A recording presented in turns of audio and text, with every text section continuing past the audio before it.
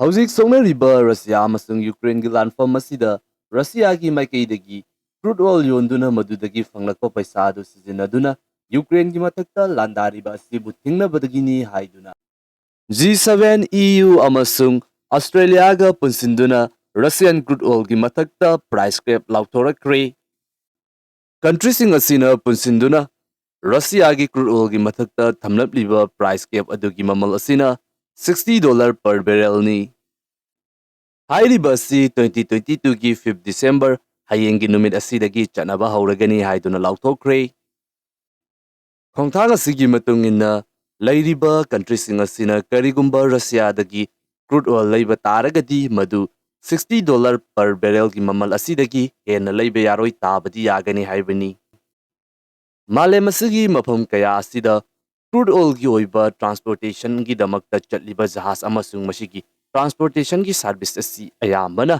Europe amasung western countries sing asina makoina manage tawbani masida cargo jahas amana posei putok pusin tawbada khwaidigi maru oiba ama oiriba insurance asisu yauribani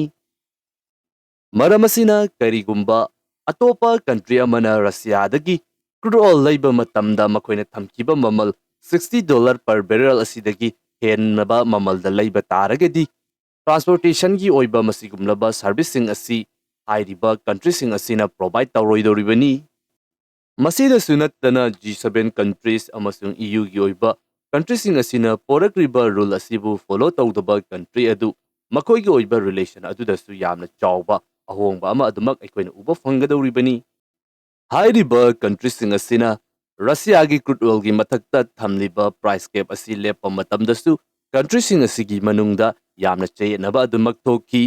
Ukraine amasung Poland gumba country sing asina yaragadi thamgadoriba price cap asi $30 fawba hanthanduna yamna nemna thamba pambagi wafam phongdoki atopa country kharana mamal asi wangkhat handuna 70 natragana $75 fawba yohoningbagi wafam su adumak phongdoknaki adu finally $60 per barrel gi mamal asida lepnakre masigi nakal amaromda Russia gi maikaidagi G7 countries sing asina thamlakliba price cap asigi mamal follow tauba countries sing aduda Russia gi maikaidagi crude oil kaidonungda yoloi haibasi yamna clear oina phongdorakle hauji asi Russia gi maikaidagi khwaidagi maru oiba country ani India amasung China hairiba country asida lanfam asi hek thokraba matungda Russia gi mathakta singjan thamjilakraba matungda makogi oiba crude oil asi country ani asida lepa leitana hauji fawba discounted oiba mamalda adumak yonduna laklibani Russia gi maikaidagi su country ani asida makogi crude oil asi lepa leitana supply tawnobagi damakta lambi na singba semgatpa amasung khongthang kaya ama paikhatli European gi oiba countries sing asida makogi transportation gi oiba service asi lepiba taraga su Russia na provide tawba ngamnabagi damakta jahas kaya ama hauzik semgatuna chalaiba su hauribani Russia gi oina silakliba lambi asida follow tawduna masida crude oil asi transport tawba taragadi masida risks ti yamna chawna leigadoribani matang asida yamna luba wahang ama haiba taragadi